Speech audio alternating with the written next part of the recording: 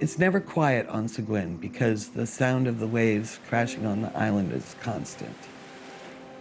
And when it's foggy, the fog signal's tooting.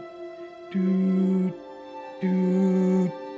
And I missed it. When I came home, I had to go out to the beach to listen to the fog signal.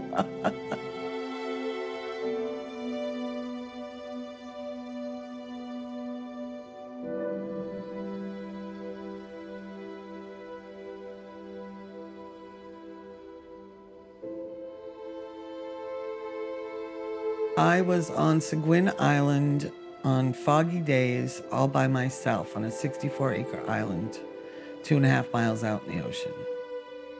I was only by myself for several days at a time, and those were my favorite days. It would be foggy and all sucked in, and you knew you weren't going to have visitors, and you had the whole island to yourself. It was just beautiful. It houses the second oldest lighthouse in Maine.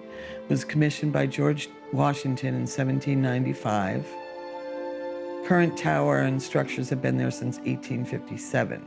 It's absolutely gorgeous. The island is 64 acres. There are no roads, no cars, just a couple of buildings that the Coast Guard built. We have keepers every summer that come and give tours and take care of the lawns and the trails. You get there by boat or by helicopter. On the island, you get to live by nature's way, so you tend to wake up at sunrise and go to bed at sunset. You're really mindful of the tides and what Mother Nature is doing out there. So you get up with the sunrise, you have coffee, maybe breakfast, you're mowing the lawns or grooming the trails. And then at night, you hopefully are left to yourself and you can cook yourself dinner and get some rest for the next day. It's a lot of work, but it's very gratifying and it's so beautiful out there, it doesn't really even feel like work.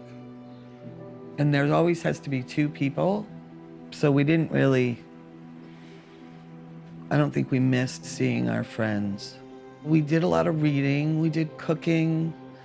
I was in charge of writing the log. That's your day-to-day keeper log, you know, what the weather was like today, what you experienced today, you know, who you met today. It's a story of your life on the island. The hardest part of being on the island was leaving the island. Because I came so attached to it and just loved that way of life. And, you know, I had to go back to driving a car and going to the grocery store and going to work. And, you know, it was a hard adjustment to get back to the clock versus Mother Nature's rhythms. And I think being connected to the world outside of Seguin was really hard to get adjusted to be on the phone, because we didn't have cell phone service out there, we had a radio. Just everything was just so weird. But I think the electronical part of it was the hardest. Other than leaving the island, that was the hardest adjustment for me. Lessons from the island. I built a relationship with Mother Nature when I was out there, and so I'm much more aware of my surroundings, and I think I'm a much calmer person. I'm not so in need to be in control of things, and I think I'm a more appreciative person and a more understanding person. Yeah.